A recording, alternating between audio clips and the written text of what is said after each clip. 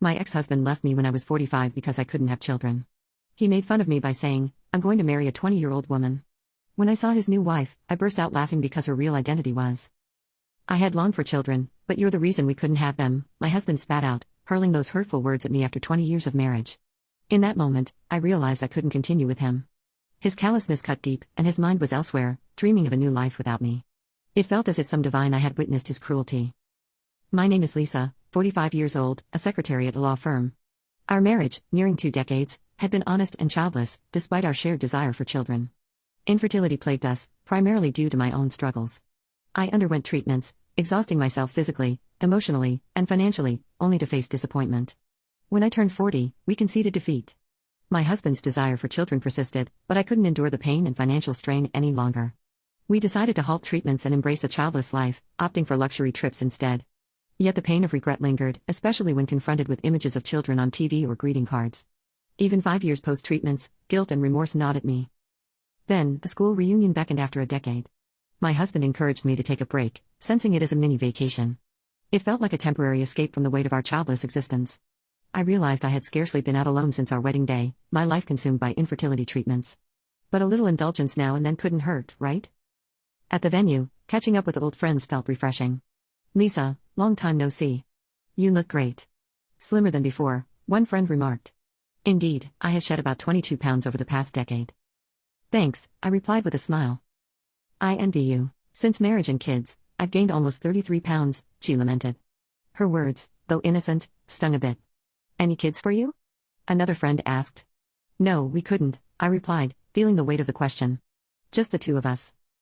"Oh, sorry for asking such an awkward question," she apologized. "No worries, let's just enjoy ourselves," I reassured her, trying to maintain a lively atmosphere. As conversation flowed, a startling revelation emerged.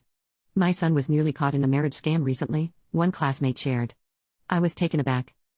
"A scam?" "Yes, they asked him for $20,000 for their wedding, but it fell through," he explained. "What happened next?" I inquired, intrigued. "He couldn't afford it, so he came to us for advice. That's when we uncovered the scam. The woman vanished," she recounted. "It's terrifying," I murmured, shaken by the story. "There are some awful people out there," another friend chimed in. "Really scary," I mused, shocked that such deceit could occur so close to home. Thankfully, her son had moved on with a new girlfriend, and the parents seemed relieved. The reunion continued smoothly, eventually winding down. Instead of heading to the afterparty, I decided to head home, reflecting on the evening's unexpected revelations. I returned to my hotel, savoring a nightcap alone. It struck me, I hadn't checked in with my husband. It was only 10 p.m., he should still be awake. Despite repeated calls, he didn't answer. Perhaps he had already turned in. Well, I'd be back tomorrow, so it wasn't a pressing concern, yet an uneasy feeling gnawed at me. Was it women's intuition? Something felt off.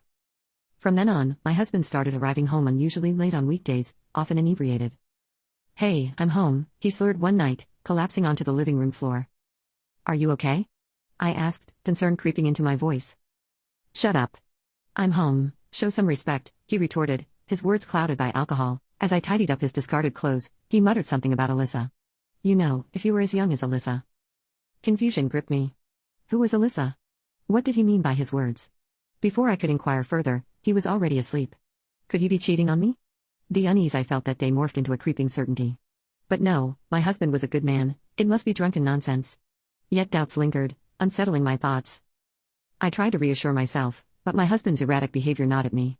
Weekends met early departures and late returns, often accompanied by the stench of alcohol. It had become a pattern I could no longer ignore.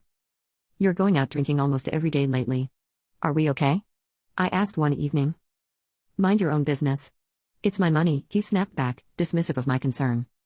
"But we need to save for our future," I insisted. His response cut deep. "Well, I've spent quite a bit on treatments, that's because you're defective." Even in his inebriated state, his words stung. I couldn't have fathomed he'd speak to me that way.